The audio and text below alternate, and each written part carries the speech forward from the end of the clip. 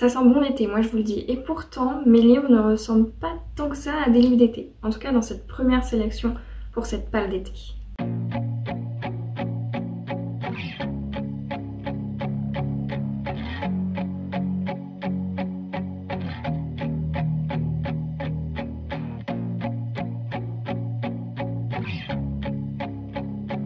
Bonjour à tous, c'est Edwin, je suis très heureuse de vous retrouver aujourd'hui pour une nouvelle vidéo où, comme à chaque saison, je vous présente ma pile à lire qui est de la saison en cours. Aujourd'hui donc, c'est la palle de l'été. Il y en a beaucoup, je vais clairement pas tout lire. En plus, j'ai déjà prévu des reading vlogs à des moments prévus, des moments précis. Donc clairement, je vais pas pouvoir tout lire, mais j'ai envie de tout lire et se restreindre c'est compliqué, je sais pas, être dans la demi-mesure et me dire je vais pas prendre autant parce que je sais que je vais pas tout lire. Je suis toujours en mode peut-être que je les lirai tous et pourtant ça n'arrive jamais, mais peut-être, on sait jamais. Dans tous les cas, je vous présente donc cette palle qui, sachez-le, en plus n'est pas la seule palle qui va venir puisque la semaine prochaine, mercredi prochain, je vous présente ma palle pour le challenge du Ice Cream Summer Challenge. J'ai fait exprès du coup, vu que j'ai préparé mes vidéos en même temps, de séparer les deux palles et pas plutôt de piocher dans ma palle d'été. En soi, j'ai pioché dans ma palle d'été pour faire la palle du Ice Cream Summer Challenge, mais en fait, plutôt que de vous présenter et de faire une redondance de livres, et ben j'ai vraiment pris ma palle d'été, enlevé les livres qui sont donc pour la palle du Ice Cream Summer Challenge et faire deux vidéos distinctes plutôt que d'avoir du coup un doublon et vous présenter deux fois les mêmes livres. Ça servait un peu à rien je trouve. Donc voilà. Donc c'est une première palle d'été on va dire parce que la deuxième ce sera tout simplement pour le Ice Cream Summer Challenge. Donc rendez-vous mercredi prochain si jamais ça vous intéresse. En attendant, aujourd'hui on va commencer parce que j'ai quand même pas mal de livres et comme toujours, hein, tant que je ne les ai pas lus, c'est compliqué pour moi de vous donner des résumés. Je préfère tout simplement vous donner un résumé une fois que je les ai lus. Déjà que je suis pas très douée pour ça je trouve, pour cet exercice. Alors si en plus j'essaye de vous faire un résumé sans avoir lu l'œuvre, voilà, je suis pas sûre du résultat au final. Donc ce qui va se passer, c'est tout simplement que je vous présente les titres. Si je sais le genre, je vous le dis. Si jamais je sais un peu le thème, pareil. En général, j'essaye de vous donner des informations que j'ai évidemment. Mais ça va rarement au-delà de ça. Et ça, c'est toujours pour ce qui est des palles et des book hauls, évidemment. Puisque ce sont des vidéos où je n'ai toujours pas lu les livres. Allez, cette fois-ci, on commence pour de vrai. Et vous verrez qu'il y a des livres qui reviennent de ma palle du coup du printemps.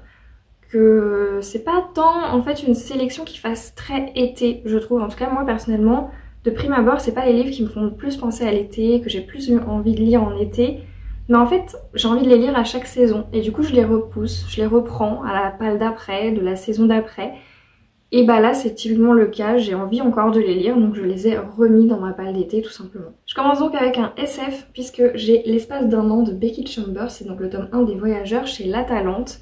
J'en entends tellement de bien de cette saga, de ce livre en particulier, de cette autrice qui met tout le monde à l'unanimité, j'ai l'impression, sur le même pied d'égalité. Tout le monde a du positif à dire sur cette œuvre.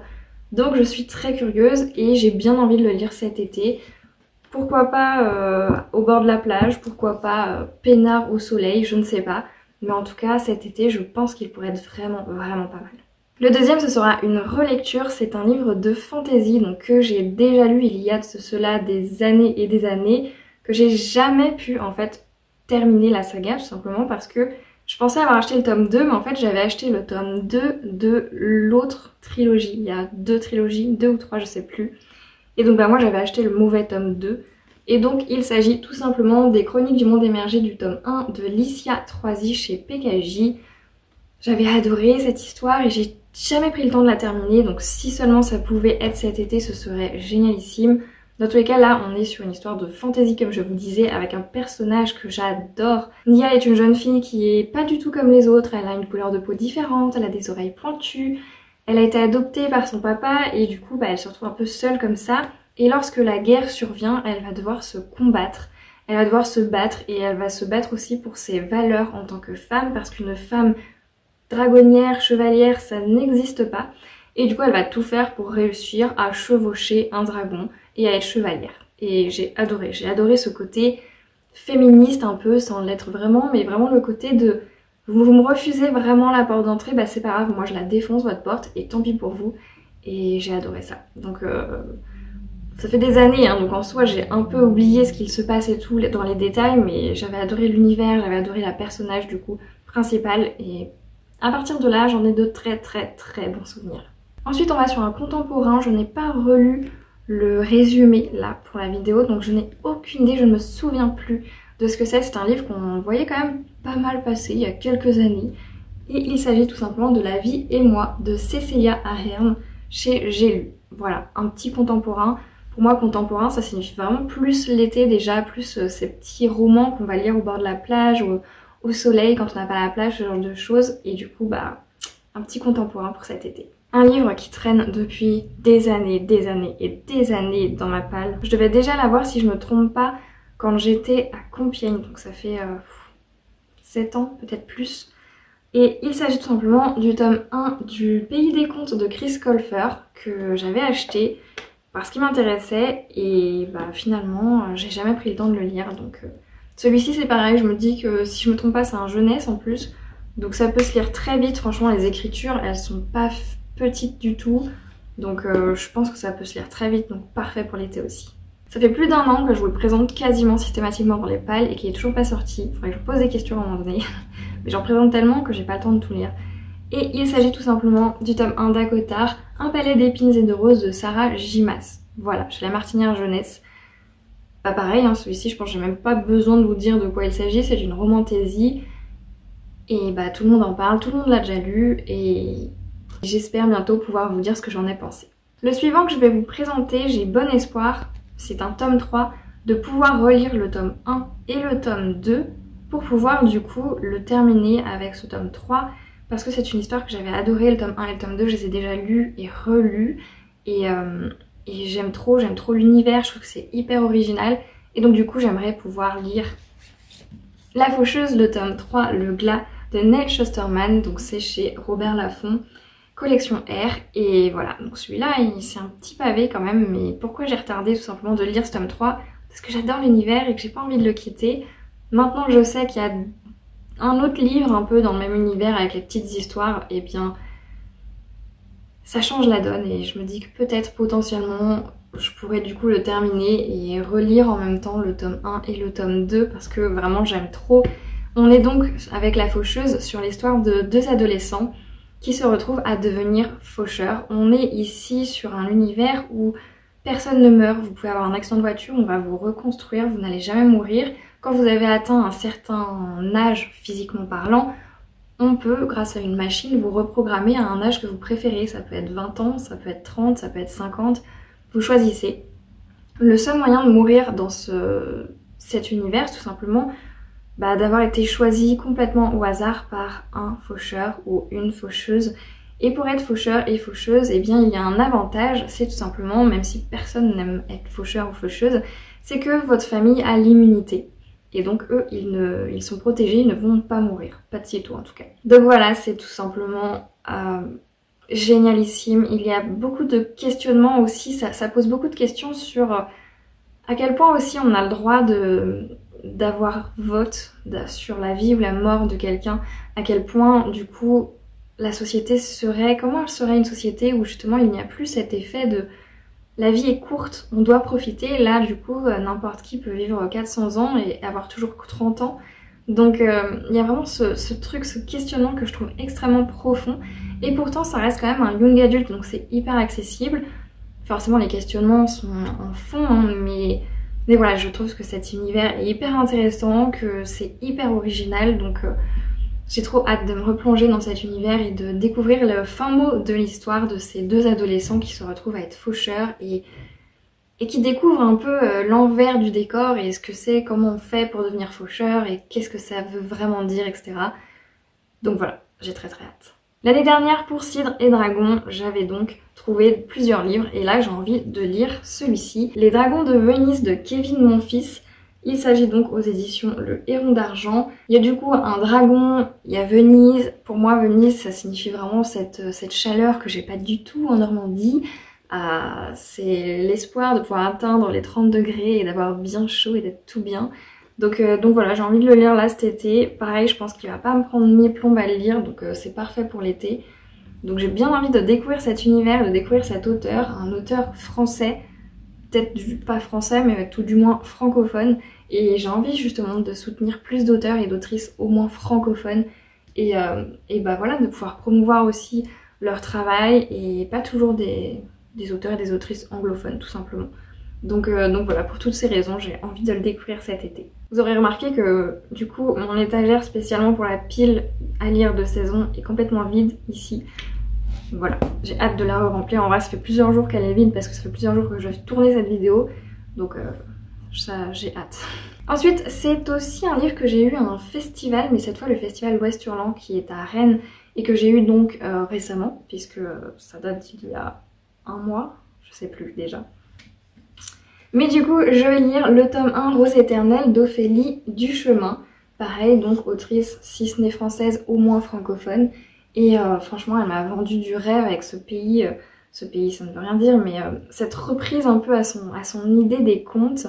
Et donc là, ça va être avec ce tome 1, et j'ai voulu, moi, personnellement, les lire dans l'ordre de parution. Mais elle m'avait bien dit que c'était pas obligé, donc elle a 3 tomes pour l'instant. Et vous pouvez le lire dans l'ordre que vous voulez, seulement bah forcément quand vous lisez le 3e en premier, il y a des petites bah voilà, des petits repères, des petites phrases, des petits mots qui rappellent le tome 1 et que si on n'a pas lu le tome 1, et bien forcément on comprend pas toujours. Donc pour moi c'était important de lire dans l'ordre et je suis super curieuse de ce livre. Celui-ci j'espère sincèrement pouvoir en faire un reading vlog, pourquoi pas cet été et à l'automne, mais commencer au moins cet été. C'est donc sur les Blackwater, j'ai toute la saga à la maison qui m'attend dans ma palle et donc bah du coup j'aimerais bien pouvoir commencer cet été. Donc là c'est le tome 1 La Crue de Michael McDowell. Ça va me sortir un peu de ma zone de confort puisque c'est un peu fantastique horreur ou en tout cas un peu frissonnant. Donc voilà, ça va me sortir de ma zone de confort, c'est pas plus mal et j'ai hâte de découvrir ce livre, cette saga dont on entend parler absolument partout et comme toujours souvent en positif. Le prochain, je l'ai aussi depuis des années et des années, c'était Sarah qui me l'avait donné, je pense au début où j'avais atterri à Lyon, donc j'avais quel âge quand je suis arrivée à Lyon? Vers 22 ans, 21, je ne sais plus, ça fait des années, ça doit faire bien 6 ans, 6-7 ans aussi potentiellement, et du coup bah, c'est le tome 1 des Larmes Rouges Réminiscences, oui c'est ça, de Georgia Caldera chez J'ai lu. Il s'agit ici de la collection Darklight. Voilà, j'ai très hâte de pouvoir le découvrir et de savoir enfin ce qu'il en est. Franchement, il m'intrigue énormément et bah pareil, je prends pas le temps de le lire alors que je suis sûre que je vais adorer, surkiffer. Je me dis que si Sarah me l'a donné, c'est qu'il doit aussi me correspondre et du coup, je vois pas pourquoi je l'ai toujours pas lu. Et comme beaucoup de livres en vrai, donc va falloir vraiment que je me motive à lire plus, mais voilà. Celui-là, pareil, normalement, je devais l'avoir lu pour le début de l'année. Vous savez, la transition entre décembre et janvier, je voulais absolument lire celui-ci. Et la vie a fait que, bah non, je ne l'ai pas lu. Il s'agit du Nombre dans la braise de Jennifer L. Armentrout. Pareil, reading vlog avec celui-ci qui est prévu et j'ai toujours pas malheureusement pu le lire. Et voilà, donc je me tâte en vrai à le relire, le tome 1, 2 et 3, pour me remettre dans le bain et lire celui-ci et le dernier de sortie, et bien tout à la suite. Je vais perdre du temps forcément sur mes lectures qui sont elles pas encore lues, mais en même temps je me dis que peut-être j'apprécierais plus ma lecture en faisant comme ça. Donc j'avoue que j'hésite. Dites-moi vous, qu'est-ce que vous feriez? Est-ce que vous seriez plus replongé dans l'univers comme ça, tant pis, c'est pas grave si on n'a pas lu les 3 premiers, ou relire le tome 1, 2 et 3? Je me tâte vraiment. Ensuite, celui que je vais vous présenter, je devais le lire à la base pendant ma semaine de vacances il n'y a pas si longtemps, où je vous avais présenté, vous savez, ma palle sous forme de vlog sans parole, où je vous ai présenté ma palle de 5 livres. Faisait donc partie Sing Me Forgotten de Jessica S. Olson chez Big Bang, le seul livre que j'ai lu de cette autrice déjà. J'avais adoré, j'avais trouvé les personnages hyper intéressants encore une fois, et surtout que c'était original, voilà, l'autrice ne s'attardait pas sur des choses qui existaient déjà. Et donc ça j'avais adoré vraiment, et le fait que l'un des personnages notamment était un personnage anxieux, et en plus un personnage masculin. En général quand vous lisez des livres, les personnages anxieux c'est souvent des femmes, c'est voilà la petite chose fragile, et là vraiment on a eu un personnage masculin qui était anxieux, un peu comme moi malheureusement, qui se machinait les peaux là au niveau des doigts, ce genre de choses. Et en fait, de voir retranscrit de pouvoir du coup s'identifier à un personnage d'autant plus masculin qui est stressé, qui au niveau social c'est pas vraiment son truc. Ça m'a fait du bien, ça m'a fait du bien de voir que on se repose pas sur des acquis, on va chercher des petites choses, des petites nuances, des petites différences qui font que ça change tout en fait. Et j'ai adoré l'univers, les personnages. Voilà, j'avais adoré, donc c'est pour ça que j'ai très très hâte de découvrir ce deuxième livre de l'autrice, parce que si c'est aussi bien que le premier qui était donc A Forgery of Roses, et j'achète, vraiment j'achète et j'ai hâte. Et ça se lit vraiment très très vite ces livres, donc c'est une plume qui est assez rapide à lire, à assimiler. Donc pareil, encore une fois pour l'été, je trouve que c'est l'idéal, c'est parfait. Autant j'adore lézarder au soleil, autant quand je suis en train de lire au soleil et de cuire, mon cerveau il est pas trop capable de lire des trucs un peu compliqués, genre je me verrais pas pour le coup lire un classique en plein soleil. Voilà, je sais pas si ça vous fait ça aussi, mais sachant que c'est un langage français plus ancien, ce genre de choses, j'ai plus de mal, alors que là du coup en sachant que ça va être une plume fluide en fait, beaucoup plus moderne, beaucoup plus contemporaine et beaucoup plus simple à lire tout simplement, pour moi c'est parfait pour l'été. Ensuite, un livre de fantasy, et là c'est une fantasy francophone, donc ça j'en suis encore une fois très très contente, si je ne me trompe pas elle est francophone. Hein. Et là on va revisiter la mythologie grecque avec un regard contemporain. Excusez-moi mais là moi ça me vend du rêve.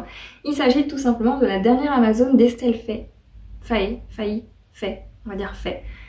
Voilà. Je crois qu'en parlant de mythologie grecque, on n'a pas envie d'en savoir plus, on a juste envie de lire le livre.